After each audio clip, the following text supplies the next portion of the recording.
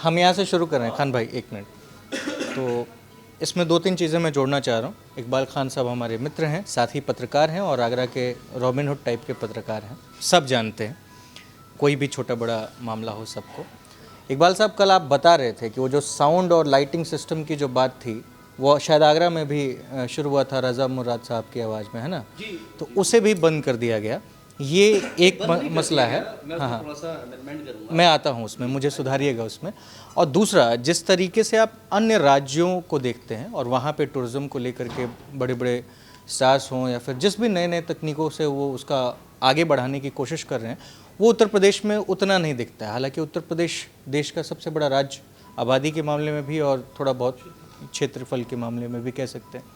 तो उस स्थिति में अगर यहाँ पे सिर्फ आगरा ही लोगों को दिखता है तो ये सत्य नहीं है, ना ही सिर्फ मथुरा है। इसके अलावा जैसे कि आपने बोला कासगंज, जिसके बारे में मुझे 8-10 साल हो गया पत्रकारिता करते हुए, हालांकि टूरिज़्म से रिलेटेड मेरा कोई काम नहीं रहा है, तो वैसी स्थिति में हम भी नए हैं। ऐसे तमाम लोग नए होंगे जिन्हें जानने की ज़रूरत है।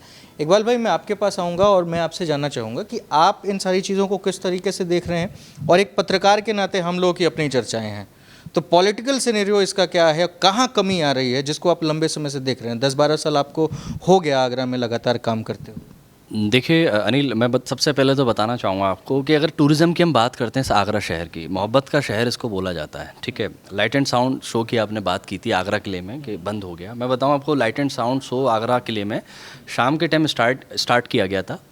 30 रुपये की उसकी टिकट रखी गई थी। 30 रुपये की आगे की टिकट थी एंड पीछे ऊपर बालकनी स्टाइल है आगरा रेड फोर्ट के अंदर।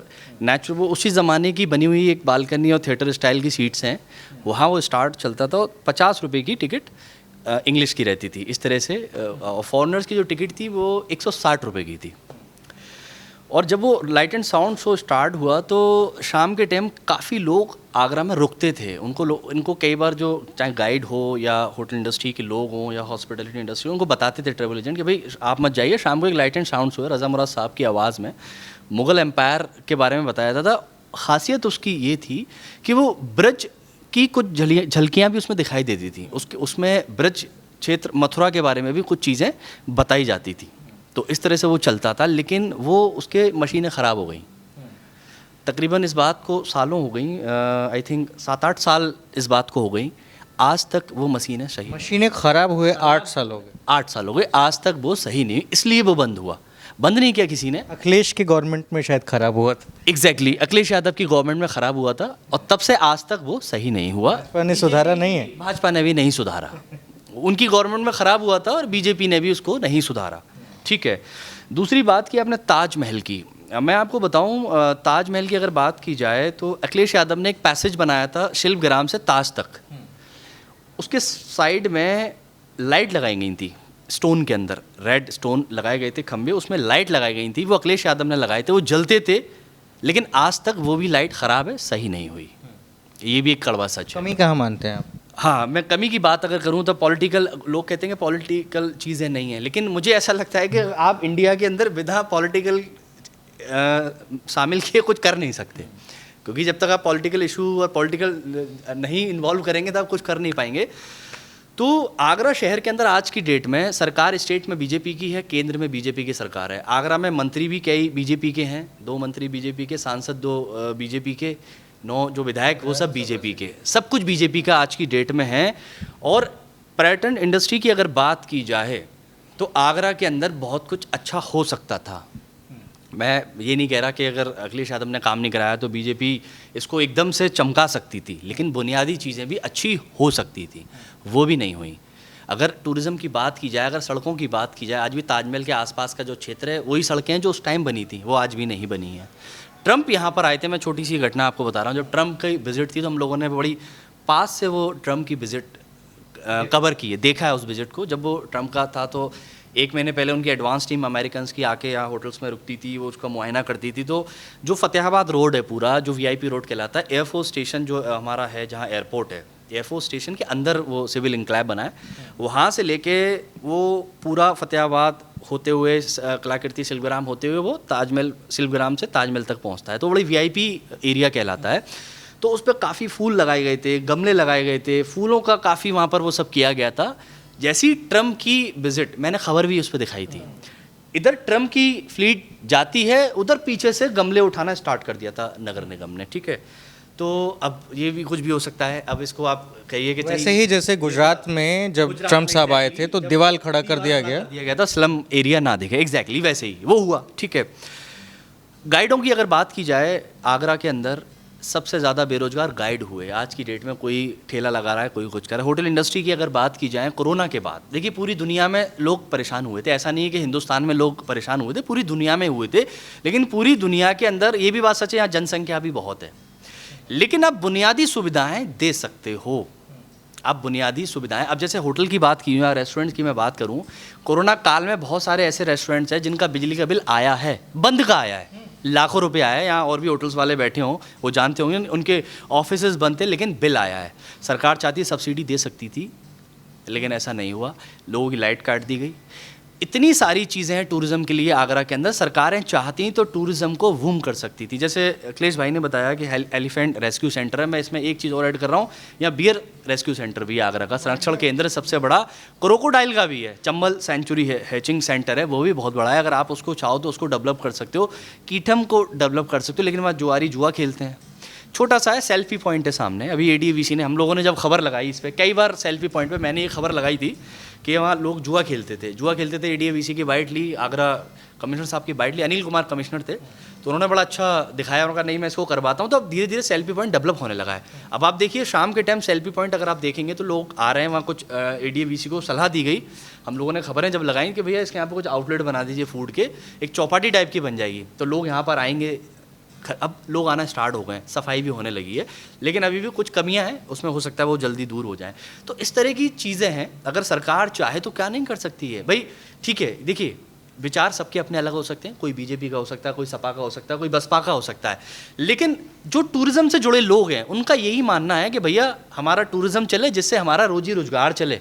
चाहे वो होटल मैनेजमेंट के कॉलेज जो इंस्टीट्यूट चला रहे हैं वो लोग हों, या ट्रेवल एजेंसियाँ चला रहे हैं वो लोग हों, जो रेस्टोरेंट चलाते हैं वो लोग हों, या होटल चलाते हैं वो लोग हों, काम तो सभी का एक ही है ना। अगर एक अंग्रेज अमेरिका से इंडिया आता है तो वो ब्रज कल्चर देखने आता है, वो दिल्ली जैसे शहर देखने नहीं आ रहा, वो मुंबई जैसे मेट्रो शहर देखने नहीं आ रहा। मेट्रोपॉलिटन शहर अमेरिका लंदन में हमसे सालों पहले बने हुए हैं। वो आता है आगरा ब्रज कल्चर देखने के, गाय जा रही है, वो आता है जब शाम को मंदिर में घंटा बजता है मथुरा के अंदर, तो जब बांसुरी की जो आवाज़ें आती हैं, जो कल्चर होता है, जो लोग पूजा करते हैं, जो आरती होती है, वो देखने आ रहा है, वो कल्चर देखने आ रहा है। ताजमहल जो मुगलई काल में बनाया गया, वो खूबसूरत कल्चर वो देखने आ रहा है।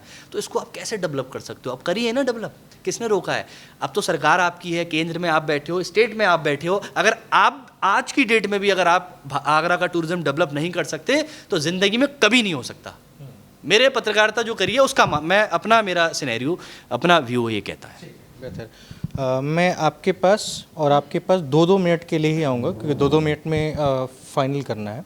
एक चीज़ यहाँ पे ऐड करने वाली जो बेहद ज़रूरी है, टूरिज़्म का इकबाल साहब ने बताया, आपने बताया, सर ने बताया, हम डेवलपमेंट टूरिज़्म में तो कर नहीं रहे हैं, पर कई ऐसे चीज़ों में डेवलपमेंट कर दे रहे हैं जिसकी बुनियादी ज़रूरत है नहीं। जैसे कि उत्तर प्रदेश में अगर आप देखते हैं, पूरे 5 साल की बात तो हम 15 साल की करेंगे, क्योंकि ऐसा ना हो कि कोई टैग लगा दे। मेरी किसी भी पार्टी से कोई विचारधारा ना आज तक मिली है, भविष्य में भी ना ही मिले तो बेहतर। मैं आपको एक बात कहूँगा, एक सेकंड हाँ जोड़ लेता हूँ मैं, कि नाम बदले गए, जगहों के नाम बदल दिए गए। तो अगर आप लोग को डेवलपमेंट को कैलकुलेट करना हो तो आप ये बताएं कि नाम बदलने से डेवलपमेंट का कितना असर पड़ता है। आपसे शुरू कर लूँ।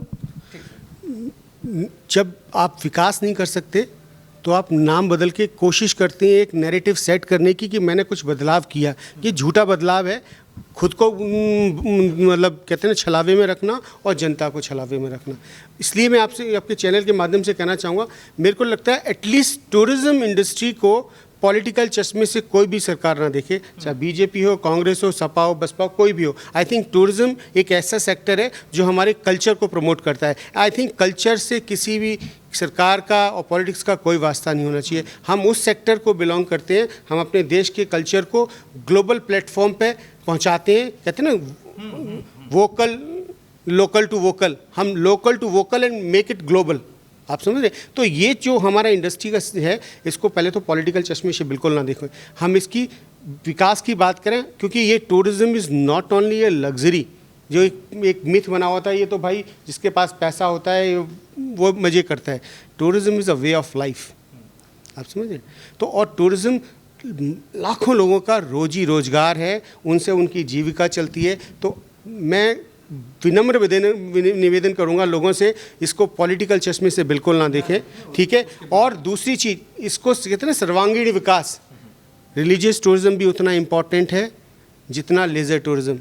आप जो 70 साल में जो टूरिज्म का जो इंटरनेशनल लेवल का इंफ्रास्ट्रक्चर क्रिएट किया गया है, आप केवल रिलीजियस टूरिज्म की दुहाई देके पूरे इंफ्रास्ट्रक्चर को रन नहीं कर सकते हैं, आप ये मान के रख लीजिए। आप समझे? आपने अगर लेज़र सेक्टर पे, माइस सेगमेंट पे, अगर टूरिज्म के जो डिफरेंट सेक्टर पे बराबर फोकस नहीं दिया, वो कोलैप्स हो जाएगा। आज विलासिस बने हुए हैं, आप रिलीजियस टूरिज्म को प्रमोट करके क्या विलासिस जो उस हाई निश मार्केट है उसको सर्वाइव करा सकते हैं? नहीं करा सकते। इसलिए इसको टूरिज्म को पॉलिटिकल चश्मे से देखना बंद कीजिए, क्योंकि ये हमारा कल्चर है। जब तक हमारा कल्चर है तब तक हमारा फ्यूचर है। बेहद खूबसूरत बात इन्होंने कहा सर कि धार्मिक जो स्थल हैं खाली उन्हीं के प्रति टूरिज़्म को लेकर के ये ना सोचा जाए कि उनको डेवलप करने से तमाम चीज़ें डेवलप हो जाएंगी। क्योंकि मुझे भी व्यक्तिगत तौर पे लगता है, शायद मैं गलत भी हूँ, कि विदेशों से जो लोग आ रहे हैं वो सिर्फ राम के कल्चर को देखने नहीं आएंगे, हिंदुस्तान के इतिहास से परिचित होने के लिए आएंगे। और वो अगर इतिहास हम भुला देना चाह रहे हैं या फिर छोड़ देना चाह रहे हैं पीछे, वो चाहे किन्हीं भी सरकारों में हो, ये ज़रूरी थोड़ी नहीं कि उत्तर प्रदेश की बात है, कल कहीं और की बात होगी और तमाम जगहों की। ऐसी स्थिति में फिर कमियां कहाँ आ जा रही हैं, है ना। और अगर आगरा के विकास की बात करें या फिर टूरिज़्म पूरे उत्तर प्रदेश के विकास बात करें, तो सिर्फ योगी आदित्यनाथ से रिलेटेड नहीं है, ये अन्य भी पार्टियों, अन्य भी सरकारों से रिलेटेड है। लेकिन अगर आप देखें तो पिछले 1 साल के दरमियान इतने 1000 करोड़ के, मतलब 5 से ज़्यादा ही 1000 करोड़ के जो योजनाएं हैं वो सिर्फ अयोध्या में हैं। वैसी कोई योजना पिछले 5 साल में क्या यहाँ पे आपको देखने को मिल रही है? ना, स्मार्ट सिटी के अलावा तो बिल्कुल नहीं। आगरा में स्मार्ट सिटी के अलावा तो ऐसी कोई योजना नहीं है। जो इकबाल जी ने जो बिल्कुल कहा कि ताजमहल के पास जो लाइट्स लगी थी, रेड मार्बल स्टोन से जो ब्यूटिफिकेशन किया गया था, उसका रख रखाव ज़ीरो, रेनोवेशन ज़ीरो। तो ताजगंज को जो प्रमोट करने का था, apart from smart city, I don't see any development in terms of tourism in Agra. और कुछ नहीं हो रहा है यहाँ टूरिज्म में, कोई डेवलपमेंट के नाम से in terms of employment to the local guides. Very true, Vishal ji ने और इकबाल जी ने और दुबे जी ने जो कहा कि लोकल जो गाइड्स थे, I have seen them selling, वो ठेल पे चाय बेचना और सैनिटाइज़र बेचने पर वो मजबूर हैं। लास्ट ईयर तक वो हमारे पास आके वो सैनिटाइज़र बेच रहे थे। यहाँ तक स्थिति आई। तो गवर्नमेंट को कुछ ना कुछ लोकली, स्टेट गवर्नमेंट बोलूँगा, state government, because Agra contributes I think more than 80% to the state government's revenue in terms of tourism. वो मथुरा पिलग्रिमेज टूरिज्म वो अपनी जगह चलता है, बिकॉज रिलीजियस एक साइकिल है हमारे इंडिया में। इसमें I would disagree with Akhilesh ji saying कि changing of names, with you also, changing of names कहाँ तक जस्टिफाइड है? मेरा नाम अगर विकास की जगह राजू रख देंगे और मेरा परिवार अगर वापस विकास रख देगा तो बुराई क्या है? It use to be Prayagraj, it change to Allahabad, again it's Prayagraj. Chennai was changed to Madras, again it's come to Chennai. Kolkata was Kolkata changed to Calcutta by Britishers, again it came to Calcutta. So what's the problem? There's no problem at all. अगर नाम मेरा जो इतिहास है इसमें जो इकबाल जी ने जो बोला कि यहाँ फॉरेन नेशनल्स भारत आते हैं to see my civilisation, to see my culture. To an extent, if that culture comes back with the change of name, what's bad? What's bad? They didn't change the name of Agra because Agra is Agra. Agra used to be Agravan and now Agra. है ना? तो ये hip and Y चीज़ कोलकाता के बदलने से क्यों नहीं हुआ? बॉम्बे टू मुंबई क्यों नहीं हुआ? बैंगलोर बेंगलुरु क्यों नहीं हुआ? तो छोटे मोटे ये है. Prayagraj use to be Prayagraj, then they change to Allahabad, then Prayagraj. और आई थिंक एक दो शहरों के नाम और चेंज गए. I think Aligarh is propose to Harigarh and at the moment I am not sure कि ऑफिशियली हुआ है कि नहीं. तो अभी नहीं हुआ ऑफिशियली. मैं हाँ सोशली हाइप है सोशल मीडियाज़ में. अग्रवन आगरा को भी लेकर है क्योंकि ये जंगल हुआ करता था अग्रवन नाम का एंड ऑल दैट. मैं अखिलेश जी का इस पे पॉइंट ऑफ व्यू ले लेता हूँ। 1 मिनट मैं बोल के, सिर्फ 1 मिनट। अच्छा बोलिए। जैसा बोला ना कि अभी नाम बदलने से कोई फ़र्क नहीं पड़ता, मैं कहता हूँ नाम बदलने से क्या बेनिफिट है ये बता, एक मतलब मैं तो इसको बोलूँगा, ये हमारे लिए it cost to the taxpayers money. If you change one city name, you have to change the entire stationery, you have to market it again. Suppose आप आगरा का नाम आज अग्रवन कर दीजिए, entire industry will have to do a hell of the effort to make it, because we have marketed it. But it cost us. लेकिन वो So पैसा who's, development में भी लगाया जा सकता but इस पैसे को अगर आप करोड़ों रुपए खर्च कर उसको विकास पे खर्च कर विकास दिए। पे खर्च कर दो ना। नए शहर अभी बसाओ, एक उसके नाम रखो। अभी हमारे जो वन मंत्री थे, बढ़ रही है। आपने कभी नए नो शहर के बारे में अभी क्यों नहीं सोचा? अभी एक सेकंड, मैं ये कहूँगा कि अगर हम सवाल जब होंगे ना तो उसके बहुत अलग अलग तरह से जवाब भी आएंगे, पर वो जवाब हम लॉजिकली रखें तो ज़्यादा बेहतर है, क्योंकि हमने यहाँ पे शूट करने का सीधा सा मतलब यही था कि हम सेल्फी पॉइंट पे ना करें ताकि लोगों के अन्य मुद्दे आ जाएं। मुद्दे ये सारे जो हम लोग की चर्चाएं हो रही हैं वो जुड़े हुए हैं। मेरा अपना मानना ये है, मेरा अपना मत ये है, क्योंकि मैं भारत के करीब 10 ऐसे राज्यों में जाके इलेक्शंस के दौरान कवर कर चुका हूँ, तो वैसी स्थिति में अगर हम लोग देखते हैं तो थोड़ा नज़र बदल जाता है। और इकबाल जब पत्रकार साथी हैं तो ये जानते हैं कि एक नज़रिया आपसे थोड़ा अलग होता है हमारे देखने का।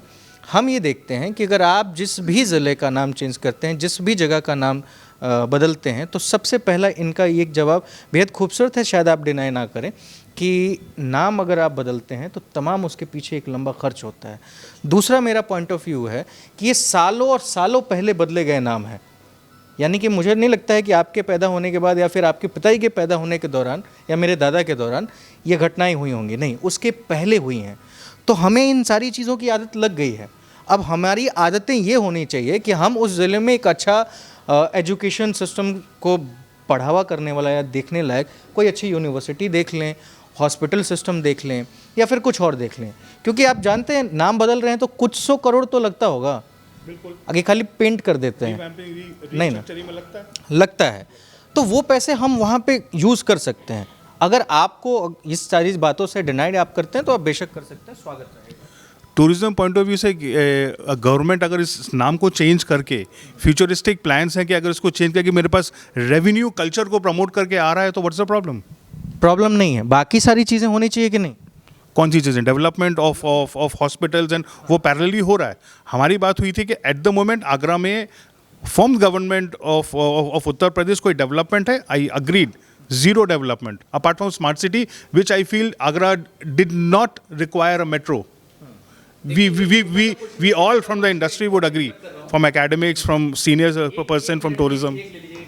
आराम से लास्ट एक सवाल मैं बताऊं, हॉस्पिटल की बारी आई। एक मेडिकल टूरिज्म भी इंडिया में बहुत बढ़ रहा है। अगर आप गुड़गांव जाते हैं तो मेदांता हो या बहुत अफ़गानिस्तान से, सऊदी अरब से लोग आते हैं। लेकिन मैं अगर आगरा की बात करूं आपसे, तो आगरा के अंदर अभी तक कोई ऐसी मेडिसिटी नहीं है। मैंने तो कवर किया है कोरोना टाइम में। इस आगरा शहर के अंदर वो हालत थी लोगों की, हमने लोगों की जो मददें की हैं, अगर हालांकि ये चर्चा मेडिकल की नहीं है, टूरिज़्म की चर्चा थी, लेकिन मेडिकल टूरिज़्म भी है, इसको भी डिनाई नहीं किया जा सकता। और बहुत सारे लोगों को रोज़गार मिलता है, लैंग्वेज वाले लोगों को, रशियन को, इसको उसको। तो आगरा के अंदर मेडिकल की वो हालत है कि लोगों ने लाखों रुपए खर्च करने के बाद भी लोग नहीं बच पाए। लोग ऑक्सीजन के लिए हमें रात में फ़ोन करते थे, किसी तरीके से डीएम और एसएसपी से बात निकली है तो दूर तक जाते थे। मैं बता दूं आपको, आगरा के अंदर एक हॉस्पिटल था, डॉक्टर श्री पारस, जो पूरे इंडिया में जिसकी खबरें चली, जिसका एक वीडियो वायरल हुआ था मौत की मॉक ड्रिल के नाम से,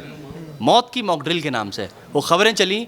उस डॉक्टर का वो वीडियो था जिसमें वो मौत की मॉक ड्रिल का मामला आया कि साहब हमने इतनी देर की निकाली, उस पर कोई कार्रवाई आज तक नहीं हुई है। कई लोगों ने अपना दम तोड़ा। मेरे पे आज भी वीडियो, इसी फ़ोन में मेरे पे वीडियोस हैं एसएन मेडिकल कॉलेज आगरा के तड़पते हुए लोगों के ऑक्सीजन के लिए। रातों को हालत ये थी कि लोग लाशें उठाने वाले नहीं थे, कई लाशें मैच कर दी गई थी। जब हमने खबरें चलाई, जब बहुत ज़्यादा हम जाकर पहुँचे, तब पैच लगाना स्टार्ट किया गवर्नमेंट ने कि भैया ये पैच लगा दो कि इसका नाम ये है, इसका नाम ये है, इसका नाम ये है मरने वाले का। तो बहुत बुरी स्थिति कोरोना टाइम में, भगवान करे कि ऐसी स्थिति दोबारा हम भी कवर ना करें, क्योंकि हम लोगों के लिए भी एक बड़ा ही दुखदाई वो था, क्योंकि मजबूरी थी हमारी, किसी मरते हुए को कवर कर रहे हैं। और उस टाइम कई लोगों की मदद कर पा रहे थे और बहुत सारे ऐसे लोग थे जिनकी हम मदद नहीं कर पाए। मैं आज भी रातों को अगर उड़ जाता हूँ तो सो नहीं पाता हूँ, उनकी चीखें आज भी कानों में गूंजती हैं, उसके ऊपर लोग बात नहीं करते। उसको 2020 में भी कवर किया और 21 में भी। सर 2 मिनट में सोल्यूशन जानना चाहता हूँ एकदम एथिक्स के साथ। देखिए, आपने नाम बदलने की बात कही थी। ये हिंदुस्तान हम सबसे मिलकर ज़रूर बना है, लेकिन जब आप मेरा मकान ख़रीद लेते हैं तो आप रजिस्ट्री कराने क्यों जाते हैं? उस रजिस्ट्री के पैसे को आप अपने बच्चे की फ़ीस में लगा सकते हैं या ऊपर कमरा बनवा सकते हैं, ये कहने की बात। लेकिन कुछ चीज़ें हैं जो हमको चाहिए और उससे इतना भारी नुकसान नहीं हो रहा है देश को। हम इतना अर्न कर सकते हैं कि उस नाम के बदल के खर्च को उठा सकें। हाँ, कुछ मतभेद हो सकते हैं, कई लोगों के अपनी अपनी बातें होती हैं, लेकिन मेरी चीज़ अगर मेरे नाम से जानी जाए तो मुझे ज़्यादा खुशी होगी। मैं ये कहना चाहता हूँ, इसके लिए मैं खर्च उठा लूँगा। इतना खर्च नहीं है कि मेरी देश बिक जाए या बहुत भारी नुकसान, अर्थव्यवस्था बिगड़। बेहतर सोल्यूशन, ये बात सोल्यूशन आप किस चीज़ का आप जानना चाह रहे हैं? यही पूरे टूरिज्म सेक्टर का, जैसा कि अखिलेश जी लगातार बोल रहे हैं कि सोल्यूशन पे हमें काम करना पड़ेगा, बढ़ावा देने पे काम करना पड़ेगा। तो उनका तो एक सोल्यूशन उन्होंने पहले बता दिया कि भारत में देखो मेरा देश है। आप नया वाला क्या बता सकते? सोल्यूशन एक ही है कि जो पैसा आता है, पैसा ऐसा नहीं है पैसा कि नहीं आता, उस पैसे को आप लगाइए और उसको दिखाइए। पैसा आता है, पैसा पूरी तरीके से इसके लिए फंड है, लेकिन यहाँ पे जो अधिकारी हैं, जो मंत्रीगण हैं, वो मेरे किसी भी प्रकार से इस पैसे को इस काम में लगाना नहीं चाहते हैं। सब कुछ है, फंड है, लोग हैं, लेकिन मंशा नहीं है। सोल्यूशन ये है, मंशा बनाइए, कागज़ों से निकल के ज़मीनी कार्रवाई कीजिए, यही सोल्यूशन है। बेहतर, तो हम इसे साइन अप कर रहे हैं। 2 मिनट का वक्तव्य और मेरा जाएगा। मैं पॉइंट बोलूँगा। हाँ। मोदी जी ने बोला, बड़े गर्व से बोला कि मेरे सरकार में आने के बाद पूरे देश में 35 नए राष्ट्रीय अंतर्राष्ट्रीय एयरपोर्ट बनाए गए। इस शहर से वादा करने के बावजूद भी इस शहर को आज तक एक एयरपोर्ट नहीं मिला जो इंटरनेशनल टूरिज़्म प्लेटफॉर्म पे मतलब अभी भी जो नया सर्वे आया है, अभी लेटेस्ट सर्वे, जो वर्ल्ड के जो 11 लैंडमार्क्स हैं उसमें 5th नंबर पे आगरा का ताजमहल है, इंडिया में ओनली 1 सिटी। आप समझ रहे हो, ये बहुत बड़ी बात है। उस शहर को तवज्जो नहीं दी गई। जयपुर का जो पत्थर मंडी है, मैं पत्थर मंडी बोलूँगा, किशनगढ़, वहाँ पे एक डोमेस्टिक एयरपोर्ट बन गया, फुल फ्लैश फ्लाइट वहाँ से सारे मेट्रोज़ के लिए। इस शहर को एक सिविल टर्मिनल नहीं बन पाया। अंतर्राष्ट्रीय एयरपोर्ट की तो बात छोड़िए, तो क्या आगरा टूरिज़्म को इतना हाशिए पे लेके क्या दुश्मनी है भाई आगरा टूरिज़्म से? आगरा को हमेशा धोखा मिला, छल मिला। बड़ी उम्मीद की थी शहर ने मोदी जी से कि हाँ भाई ये आएंगे, इस देश शहर का विकास करेंगे। इनसे बड़ा धोखा तो किसी ने नहीं दिया। सारे विधायक दिए आपसे। सब कुछ दे दिया। 30 साल से नगर निगम में बीजेपी की सरकार है, उस सरकार ने क्या विकास किया? आप लेसर नोन मॉन्यूमेंट पे चला जाइए, सारा इनक्रोच्ड है, फुल ऑफ फिल्थ है। एक डोमेस्टिक टूरिस्ट क्या कोई भी जा नहीं सकता, आप नहीं जा सकते वहाँ विजिट करने के लिए। तो आप ये भूल जाइए सरकारों ने किया। ये आगरा शहर में तो 30 साल से नगर निगम में बीजेपी की सरकार मेयर है। बड़ी स्पीड से जोड़ रहा हूँ। ये शहर के साथ ताजमहल की बात चली है, छोटा सा पॉइंट है, ताजमहल में कैमरे लगे हैं, सीसीटीवी कैमरे। मैं गारंटी ले सकता हूँ उसमें से 4 या 5 कैमरे वर्किंग होंगे, ख़राब है ज़्यादातर। नंबर ऑफ कैमरे कितने होंगे, कुछ आइडिया है? हाँ बिल्कुल, अनिल कवर करते रहते हैं, टूरिज्म में बीट है 65। तो अगर 4-5 चल रहे हैं तो खैर।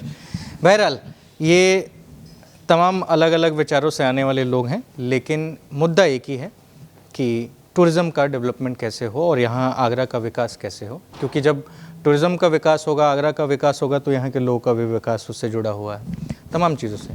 3000 करोड़ से ज़्यादा का, जैसा कि आपने बताया और अखिलेश जी ने भी बताया कि टर्नओवर है, आगरा खरीद के देता है। एक छोटी सी चीज़ with evidence ji. IG Agra Naveen Arora साहब ने एक मीटिंग की थी 3 दिन पहले स्मार्ट सिटी के ऊपर। जैसे लोगों ने कहा कि स्मार्ट सिटी काम कर रही है, तो एक फिगर है मेरे पास, आईजी साहब का कहना है, मेरा नहीं है। आईजी साहब ने विद एविडेंस मीटिंग की थी, स्मार्ट सिटी के बारे में बताया था कि स्मार्ट सिटी के अंदर जो आगरा शहर में कैमरे लगाए गए हैं, ये उसका फिगर है, मैं कैमरे से कहूँगा दिखाएं इसको फिगर को। तो स्मार्ट सिटी के तकरीबन आगरा शहर में जो कैमरे लगे हैं उसमें से 150 से ऊपर कैमरे हैं, और उसमें से जो वर्किंग है सिर्फ 20 या 22 हैं बस। मैं दिखा रहा हूँ, ये आईजी साहब ने कहा वो है कोर्ट, मेरा नहीं है, ये रियलिटी है। रियलिटी भी आपने देख लिया, डेटा के साथ लोग यहाँ पे बैठे हुए हैं। सरकार की पेंट नहीं खोल रहे हैं, लेकिन हाल कुछ ऐसा ही है और ये होना भी चाहिए। खैर, एक आपकी बात को मैं जोड़ लूँगा इसमें कि नाम बदलते हैं, बदलें, उससे बहुत ज़्यादा फ़र्क भी नहीं पड़ रहा है, लेकिन फ़र्क भी बेहद बहुत ज़्यादा पड़ता है। जैसे कि अगर आगरा शहर का नाम बदलेगा तो फ़र्क पड़ेगा, अगर किसी दूसरी जगह का ना बदले तो इसके अपने फ़ायदे भी हैं तो वहाँ पे नुकसान भी हैं। ठीक है, अब मैं बिहार के गोपालगंज ज़िले से आता हूँ। गोपालगंज में कुछ भी नहीं है, एक थावे मंदिर कहा जाता है, हिंदू लोगों का कुछ होता है, पर वो कोई नेशनल टूरिज़्म नहीं है, मेरा मानना है, हालांकि लोग उसको बोलते हैं। अभी हाल में एयरपोर्ट की बात होगी तो बिहार में दरभंगा एक जगह है। बिहार में आप देखेंगे ना तो हर 2 महीने बाद कहीं ना कहीं एक एयरपोर्ट बनाने के लिए ट्विटर पे ट्रेंड चल रहे होते हैं और नंबर 1 ट्रेंड भी पड़ जाता है। आगरा की ज़रूरत है, आगरा की ज़रूरत इस वजह से भी है कि 4 घंटे मिनिमम दिल्ली से आने में लगता है और 4.5 घंटे लखनऊ से आने लगता है। ये ताज एक्सप्रेसवे और लखनऊ एक्सप्रेसवे हाईवे, ये फ़ायदा अखिलेश जी का दिया हुआ है।